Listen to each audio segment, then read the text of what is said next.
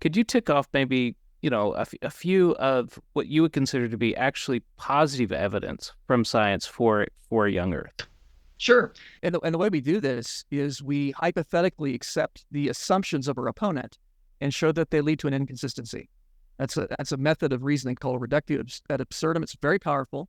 So I'm going to assume, for the sake of argument, just not that I actually believe this, but for the sake of argument, that rates and conditions today are like those of the past. That's what the secularists assume.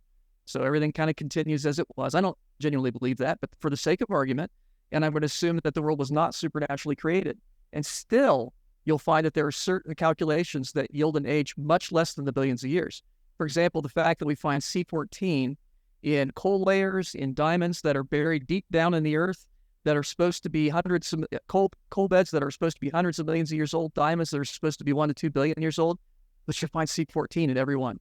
And C14 has a half-life of 5,700 years. C14 does not last even 1 million years. If all the atoms of the earth were C14, after 1 million years, they'd be gone. They would have decayed into nitrogen. It disintegrates that rapidly.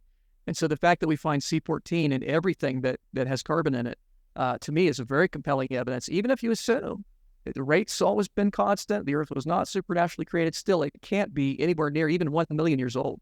And that's a pretty tight constraint. A lot of stuff like that, the rate at which Earth's magnetic field is decaying.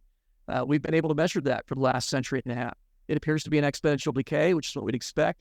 You run it back 6,000 years, it's 20 times stronger than it is today. That'd be nice. Your compass would work really well. The Earth's magnetic field acts like a shield, blocks cosmic rays, so that would give us extra protection from cancer and so on. But if you run it back 60,000 years, the Earth's magnetic field would be stronger than that of a neutron star, which is enough to rip the atoms of your body apart. Okay, so it's going to rip the iron right out of your blood. So it can't even be 1 million years old based on things like that. A lot of stuff like that. In our solar system, the internal heat of the giant planets, Jupiter gives off more than twice as much energy as it receives from the sun. It's been doing that since creation, which means it's been constantly losing energy since creation. If it were billions of years old, all the internal energy would be gone by now, because we know the rate at which it's leaking out. And it can't last billions of years. It can last 6,000 years because it's a big planet and it's still radiating. Problems even works for Neptune, which gives off 2.6 times as much heat as it receives from the sun. Those are just a few examples. Out in space, the rate at which spiral galaxies wrap up, we can measure that.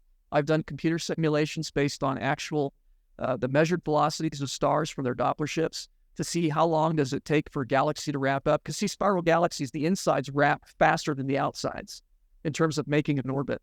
And so if that spiral structure would become tighter and tighter, it would be a uniform disk in like 100 million years. And we don't see that. We see these beautiful spiral structures, which indicates they're thousands of years old, not millions or billions. I studied this in grad school. The secularists call it the spiral wind-up problem. I call it the spiral wind-up feature because it's something that's perfectly consistent with my worldview. So those are just a few quick examples. There's a lot more that I could give, but the evidence really is consistent with the biblical timescale.